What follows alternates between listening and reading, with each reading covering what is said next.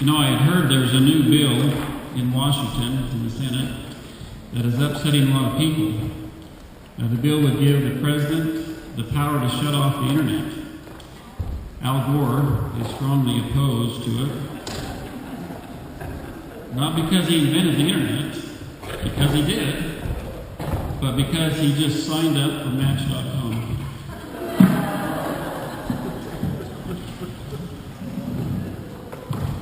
All right. Okay, we appreciate you taking time here, and we're going to we'll give Challenger, Ron Nate, a chance to first tell about himself, 2 minutes, and why you're running. Go ahead. Thank you, Mr. Rick, and thank you to the Madison County Republican Committee for setting this up and running it, and Elaine King and her husband for putting it together. They've been awesome. A little bit of background on myself is that I was born and raised in Salt Lake City, Utah, graduated from Murray High School, and then went to the University of Utah for an economics degree. At the University of Utah, I met an Idaho Falls girl and married her. Her name's Maria Olson, but now it's Maria Nate, and we have 4 wonderful children, and 3 of them are here tonight. The other one's in the Scout camp. We went to the University of Connecticut, where I earned a PhD in economics, and then got my dream job teaching out here at BYU Idaho. Been here for 13 years, and we love Rexburg, we love BYU Idaho, we love Madison County, we love Eastern Idaho. We go out and camp and backpack and do all the things. An interesting thing about Madison County that many of you are probably aware of is Madison County in 2004 was the most Republican county in the United States of America. 92%. Again, in 2012, Madison County, the most Republican county in the United States. 93% voted for Romney. What's missing from that? In 2008, Madison County was not the most Republican county in the United States. Why do you think that is? Maybe the candidate was the difference. John McCain was the candidate, and for some reason, Madison County didn't want to support him like they supported the other Republican candidate. And my feeling on that is that maybe McCain was a little too moderate for Madison County. Madison County is not only Republican, it is conservative Republican. I think Madison County deserves a choice in this race. Right now, I don't think our representation matches our conservative leadership. I'm the conservative candidate in the race. I have conservative views on the economy, on the budget, on Obamacare, on education, and on the control of Idaho lands. And I'd appreciate your vote. Thank you.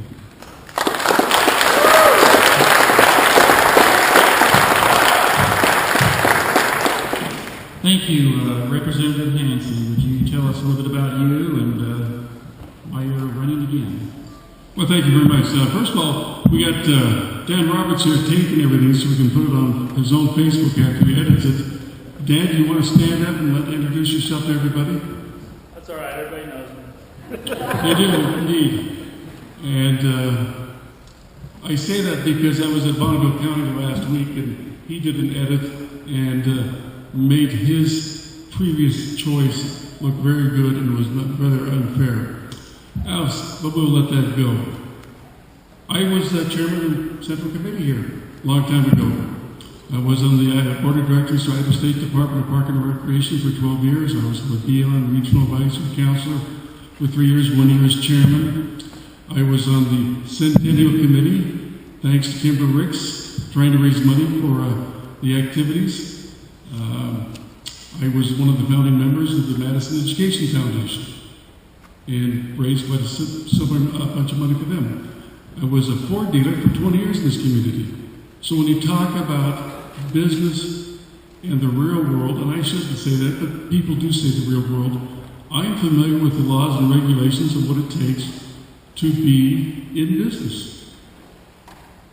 People talk about, we don't like this, we don't like that, but you have to learn to live the law of the land, which is stated. And we can do it, and you can have a very successful business. After 20 years in business, I retired and got more active in more civic things in the nature. So I've done a lot. I believe in service. I was taught by my parents that you give service back to your community. and I'm glad to be here. I was very excited to, when Max Shirley asked me to run for his place, and I did the 2 years, the 2 sessions, and it was extremely interesting. Extremely interesting to be there and see how government really works, because unless you're involved, you may not know exactly. And my time is up, and also I feel that I've done a good job for the citizens of Madison and would appreciate your support.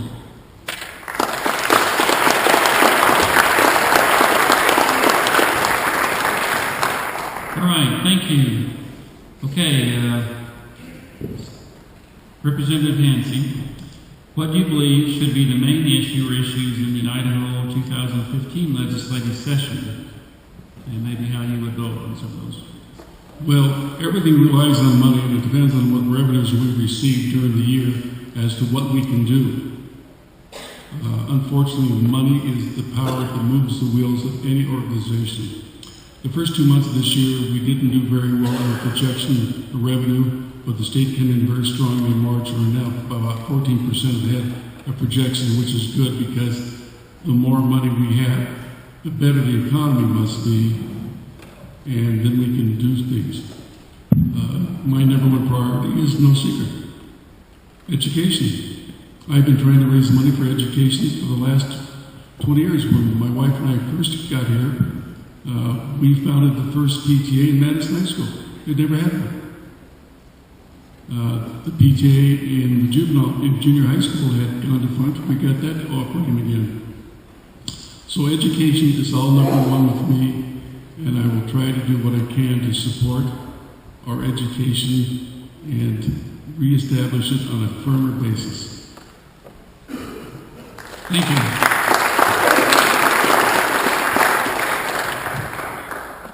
Mr. Nate, how would you answer that question about what do you believe are the main issues of the 2015 legislative session, and maybe how you would vote on things?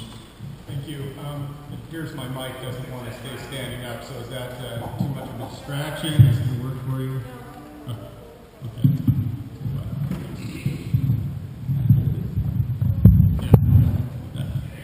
Can this be off the clock, Brian? The two main issues, I think, in this coming legislative session. Number one, Medicaid expansion. It's the next big step in Obamacare, and it's such an important issue. The legislature pushed it off till next year because they didn't want to have to deal with it during an election year. The federal government is offering to make Idaho once again a federal subsidiary by offering $500 million to Idaho to expand its Medicaid to families that are well above the poverty line. They're offering us big bundles of cash to do it, and it's something that Idaho wouldn't do on its own were it not for the federal money. I think we need to resist efforts to be an administrative arm of the federal government. Number two is education. It's over half the state budget. It's 2/3 of the general fund budget. Rather than just throwing money at it, I think money is important, but there are ways to do it without adding more money. We can reduce the administrative costs on schools by ending this top-down approach to education, returning more control to local schools, and letting them have the ability to transfer resources around and do things better for themselves, like paying the teachers what they deserve. Thank you.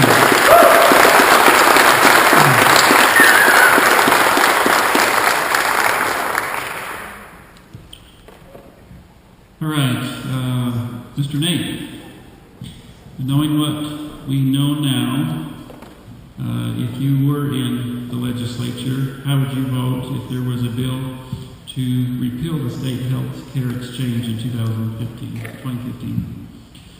That's an easy one for me. I would vote to repeal the state health insurance exchange. It was a mistake from the beginning. The state health insurance exchange promises local control, but it doesn't deliver it.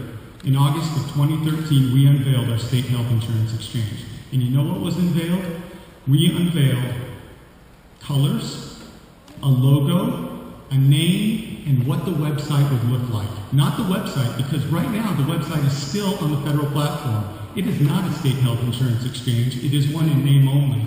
We've spent a lot of money. It's already cost upwards of $60 million to do the planning and to do the technology grants on it. It's not for free. Federal dollars are Idaho tax dollars as well. So I would vote to repeal that. And on principle as well, we should not be the administrative arm of the federal government. Only 17 states set up a health insurance exchange. Idaho was the only Republican-led one to do it. Utah tried, and they gave it back to the federal government because there's not enough state control. Thank you.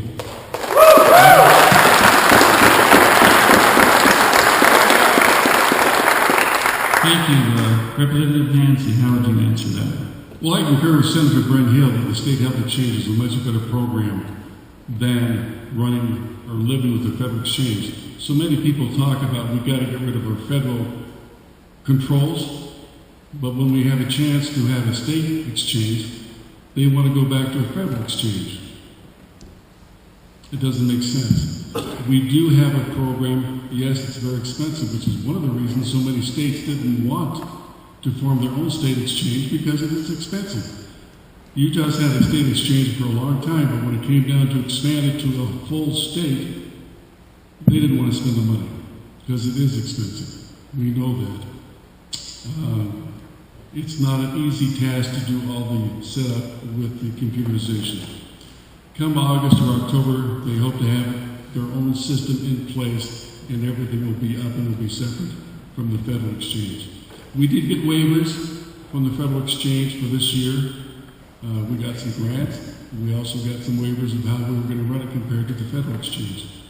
So one of my main purposes when I got to the House was to not speak longer than Mr. King told me to raise their hands.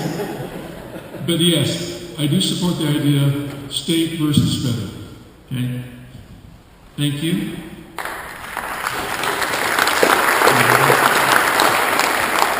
I'd just like to add one more point to that, too, that most Republicans in the Idaho House voted against the state health insurance exchange. It only passed because a minority of Republicans joined all the Democrats to make it pass. Mr. Hancey was one of those.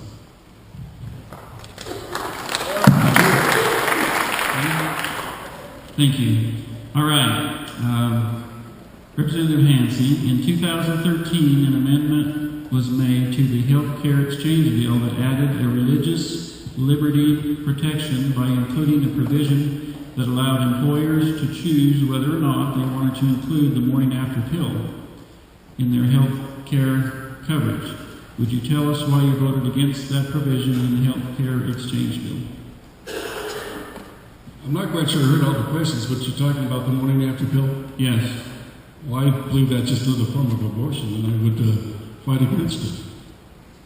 It's not right, and it's also the impunity of the federal government forcing corporations to do things against their will or what their morality is. I think it's terrible. So I'm not for that and would not accept it. Okay. Thank you.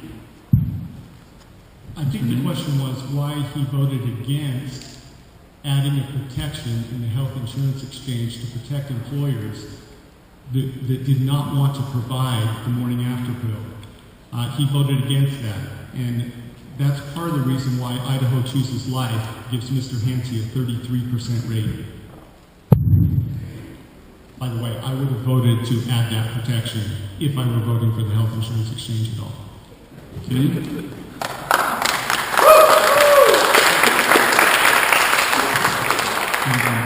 Do you have a response to that? Well, off the top of my head, I can't remember what bill that was in, but can you give me the bill number? HB 248. And it passed the House?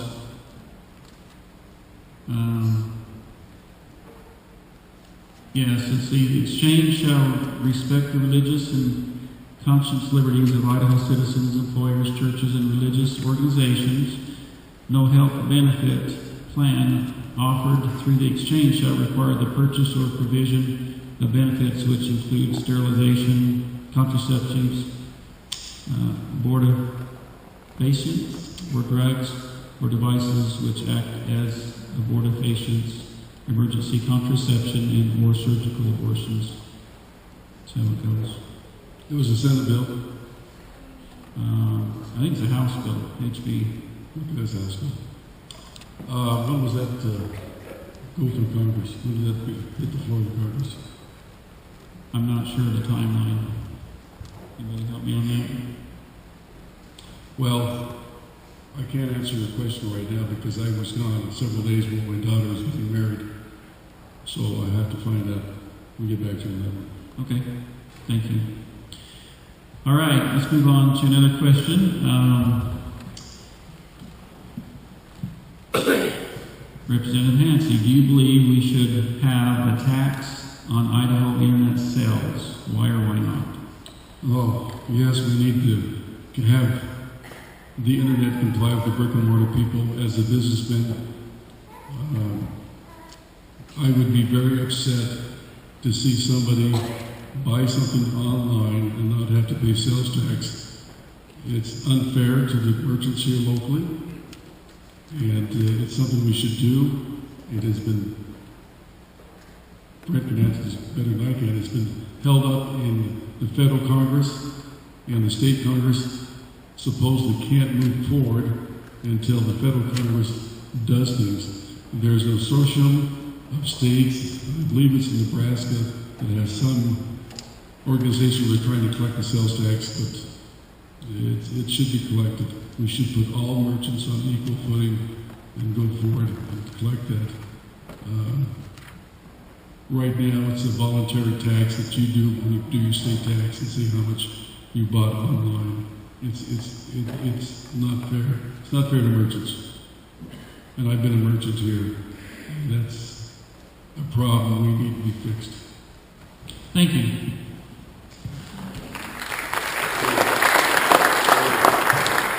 Mr. Nate? Once again, when it comes down to adding more taxes, regulations, or fees, Mr. Hancey is on the side of adding more taxes. If it's a question of fairness about Idaho companies competing with out-of-state companies on sales tax, whether there is one or not, I say, why increase taxes on other companies? That seems like a modern-day form of mercantilism to me, where we tear across state borders now. Why don't we reduce the tax burden on Idaho businesses? That's a better way to make things fair. It reduces tax burdens, makes things cheaper for Idaho consumers, makes Idaho businesses more competitive. Oregon doesn't have a sales tax. Businesses across the border have a hard time competing with Oregon. We can't raise sales taxes on Oregon, but for some reason, when it's the internet, we want to start raising sales taxes on every other state. Why don't we lower our own taxes, find a way to ease restrictions and ease regulations on business to make them more competitive, and therefore get higher tax revenues with a lower tax rate.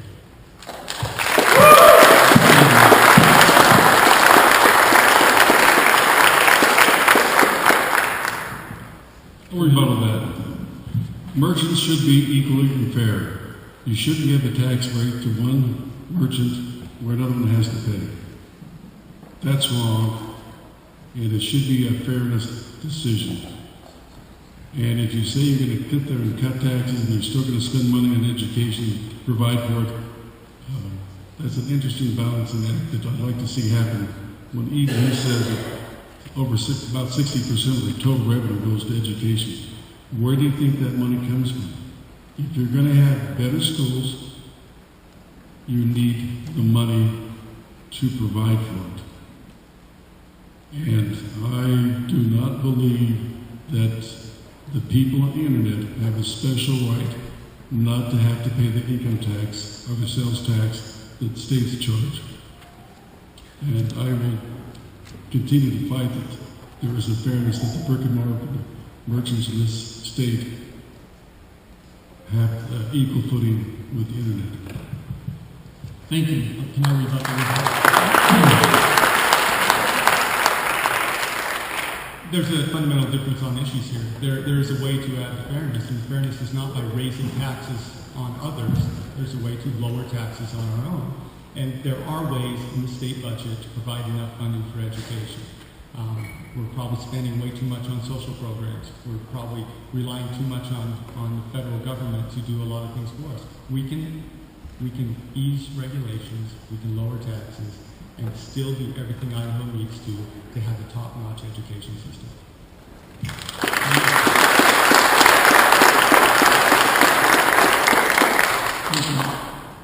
Any more comments? Okay. Let's move on to the next question. As a state representative, how can voters contact you about their concerns, and how will you keep voters informed? Representative Hancey. That's an interesting subject. Obviously, we have a website that you can send emails to. It depends on the very subject which you have. You can just send it anytime. I get phone calls from time to time, and not very often I get a few letters. So the door is always open. I get contacted from people that say they'll be in Boise and they'd like to meet, and I said, no problem, let's sit down and talk about the issues. Dan Roberts has been in my office. He's been there, so whatever it takes to sit and listen to your constituency, that's what you do.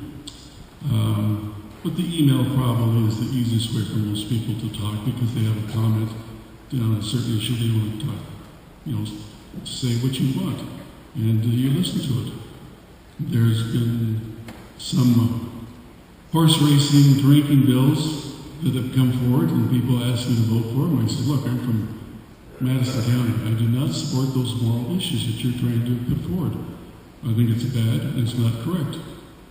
But I don't think I've ever had a problem with people trying to contact me. Thank you. Thank you. Mr. Nate. In addition to having my phone number and my website published so that everyone knows how to get in touch with me, one thing that I've promised to do is I will have a Facebook page where I will post every bill that I voted on and explain my vote. I want complete transparency, complete understanding from the constituents about what is being done in Boise, how they're being represented, and why the representative is voting the way he is voting. And so, and also being in touch with the people. Campaigning is a hard thing, but it's a fun thing to do too. I get to meet a lot of people, stand on their doorstep, and learn from them about what they value. For example, one thing hasn't come up yet, but I'm finding a lot of opposition to Common Core. It's a top-down approach in our education system. It's central planning, and it doesn't give us the local control that we need to have as Madison County. We have special interests and special priorities here, and we ought to be able to exercise those rather than be subject to a federal program. Thank you. Thank you.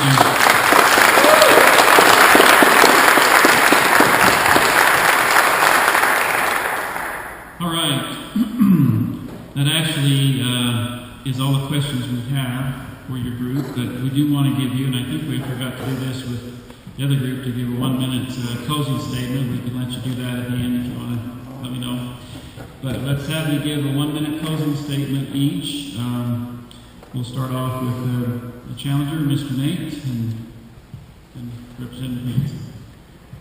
Thank you, Mr. Ricks, and once again, thank you to the Madison County Central Committee. District 34 has a choice in this race. You have a moderate choice or a conservative choice. My opponent is a moderate Republican. He nearly always favors regulations and extra licensing requirements and fees on businesses. He sides with Democrats on Obamacare, on Common Core, and Medicaid expansion. He sponsored a preschool program that puts preschool into public schools. He sponsored that with 9 Democrats and 1 other Republican. He refused to sign the Republican Platform Pledge. He has a 33% rating on Idaho Chooses Life, and he has a negative rating on Idaho Freedom Foundation. I am the conservative choice for economic freedom and the prosperity that accompanies it. It is the only system that shows that prosperity can be enjoyed by the masses and deliver the poor from the grinding poverty that they endure. I'm against Obamacare in all its forms. I am for high education standards and repealing Common Core. I am for Idaho reclaiming its claim on land and taking it back to the federal government. And I will not let Idaho be a further subsidiary of the federal government. I'm the conservative choice in this race. Thank you.